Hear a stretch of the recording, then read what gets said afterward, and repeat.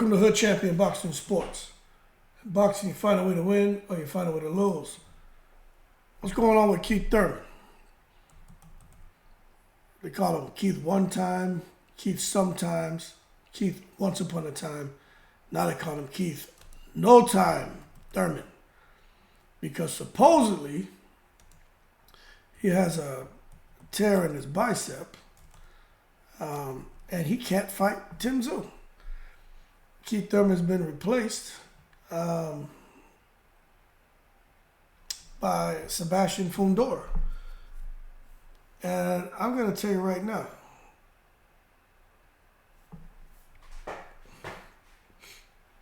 Fundora can fight. But this isn't what we wanted. Fundora versus Tszyu. Keith Thurman was selling this fight, man. But anyway, unfortunately for Tszyu, he got to go through a situation again where he had a fighter slotted, a date. Everything looks, well, he had a fighter, then he had, venue, date, and there were all these talks, and then fighters ended up pulling out, right? And this is probably the closest Tim Tszyu has gotten to really landing the big name in the United States, and here it is, something else happened. So I'm going to tell you, I'm of the opinion that the secret society is in full effect. And the same way I look at Tyson Fury, and I say, hey, the secret society is in full effect. Wasn't nothing wrong with Tyson Fury. This thing about the cut on the eye, it just miraculously happened to give him some more time for whatever reason.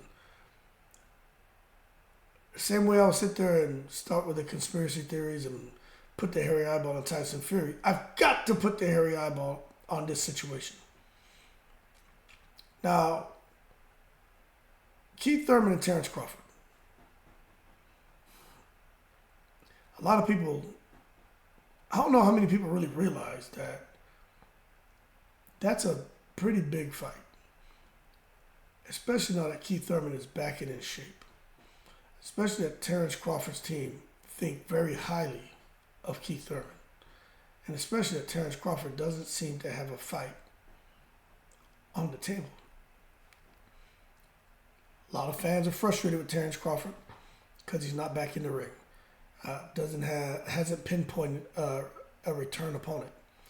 And I am telling you that I am of the belief that maybe there was something there for Keith Thurman. Maybe there is some kind of injury. Now, I can walk outside and I'll put it to you this way. You can have a scrape or you can have a laceration. It's still an injury. Say that happens on your foot. That's an injury to your foot. A scrape, that's a type of injury. A laceration, that's a more severe injury, but they're both injuries. So when you say he has an injury to his bicep, well, let's kind of expound on the severity of the bicep injury. It's a tear. Okay, what's the severity of the tear? What's the time it's going to take for that to heal? If there's any time necessary for him to heal. But they won't get into that. And it's just like when we talk about breaking a bone. I mean, you can go and fracture, a bone on your body, and often it will heal without any signs of injury.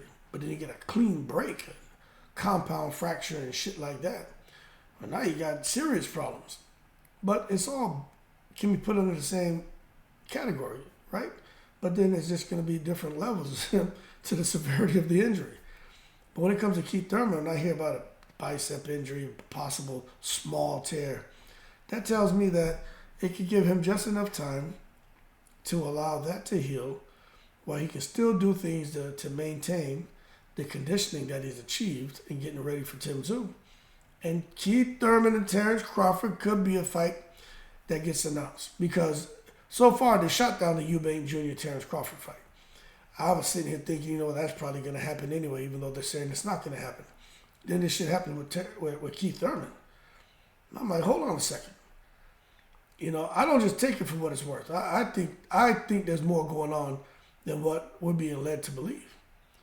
But I'll tell you what, we'll find out sooner than later. All I'm saying is don't be surprised if we get some kind of announcement out here for Terrence Crawford to either fight Keith Thurman or for him to fight Eubank Jr. But now that I'm looking at it, I think they would go the Thurman route quicker because Canelo has a rematch in place with Jaime Munguia. So Crawford has to do something. And where's the money at? There's some money there for Eubank, but Crawford may have to go across the waters. But if he fights Tim Tszyu, there's some money there as well. But getting to Keith Thurman, there's money on the table definitely for Crawford versus Keith Thurman. I don't know what Al Haymon does. But what I do know is his fighters get paid. There was a discussion about how Deontay Wilder was only making $2 million a fight. Something like that. And that's the furthest thing from the truth. You know who spilled the beans and disclosed a little bit more than what I think Al Haymon would have liked was Adrian Broner, where he was talking about how Al Haymon makes all those guys form their own LLCs so they have their own businesses and basically they pay themselves. But as an LLC now and a promoter, they're able to go and get paid from the what's that called? Every mode of revenue as a result of the fight. They get a piece of that, from ticket sales to the concession stands to and there were other things named. The bottom line is those guys may say, they're getting $2 million or $3 million. But those guys are getting a lot more. It's just like this conversation about Gervonta Davis. Gervonta Davis has been making 8-figure paydays for a long time. They have real dough. So when you look at Thurman and Crawford, it's like that could be a very lucrative fight because somehow, some way, Al Haymon, manages to get these guys a lot more money than what I think is being disclosed to us. They may share with us the guarantees, but that's why Earl Spence was so adamant to really talk about the back end when he was going up in against Terrence Crawford. It'll be very interesting to know what Terrence Crawford actually got paid against Earl Spence, since they talked so much about the back end and Crawford was just cool with just getting a flat guarantee of like $20 million.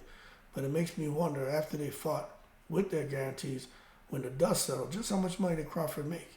And what does he think about that whole process and fighting, working with PBC and Al Haymon and the back end process? What did he learn from that? Because I would like to have a hot wash to discuss that, but I don't know any of them like that, and I don't think anybody wants to discuss their money like that. But when it comes to Thurman and Crawford, I'm just telling you, I think the secret society may be here pulling some strings to say, you know what, Crawford and Tszyu, that's a big fight. It gets Thurman and Tszyu, that's a big fight. It helps Thurman, it can help Tszyu, but there's no title on the line. Let's figure this out. What's a better way to approach this, especially now you got Terrence Crawford kind of in the breeze trying to figure some things out. And I wouldn't be surprised if Thurman and Crawford were to fight. I wouldn't be surprised. Just like I wouldn't be surprised if Crawford fought Eubank. But I'm sitting here trying to wrap my mind around, here it is, like Tyson Fury, right? A week before the goddamn fight, you get an injury. Keith Thurman, a week before the fight, week and a half before the fight, you get an injury. Does that make sense to you? You see what I'm saying? You got to stop and ask questions. That's called trust but verify. And for me, you got to understand. I've been doing this shit for a long time. When somebody brings me information, I'm like, all right, cool. I appreciate it. And once they leave out, I bing, bing, bing, bing, make my phone call. I'm like, hey, X, Y, and Z, this is what was said. This is what I know. Fill in the gaps. Well, X, Y, and Z. Oh, shit. Okay. Now I got the whole picture. So what the person's telling me is not the whole story. And now I put it all together, and then you see things are going a direction that you would have never anticipated. But that's why we need to have these conversations. I'm trying to think, has there been anyone else this year, a big name fighter in a high profile fight, that like a week and a half before the fight, they pulled out? I know there was some issues with, Berdabiev and Caleb Smith and the testing. I know last year there was Dillian White, another example. Dillian White, AJ. The week of the fight, all of a sudden, Dillian White disappears. Right? No one knows what happened to him, just gone. Boom. Got his ass about the UK, back to Portugal. Didn't say anything, nothing. Not unhappy, nothing. Makes you wonder, right? What the hell is going on? A week and a half before a big fight, where the challenger in these instances, all of a sudden, have things come up with them. All I'm saying, man, y'all should be asking yourself these questions. Anyway, don't be surprised if all of a sudden you get an announcement of Thurman versus Crawford. I don't care what anyone says. Thurman's in shape. He's going to be ready to fight. I can't see Thurman. I just can't see Thurman to work the way he did, talk about being Getty, show the dedication he showed, to be ready to prove to all the doubters that he's still Keith one-time Thurman, to have a little bicep injury and say, I'm just going to sit out the rest of the year. I just can't see him letting all that work go to waste. He's going to come back and he's going to want a big name. Watch the announce Terrence Crawford, Keith Thurman. Y'all watch, man. I'm in the breeze.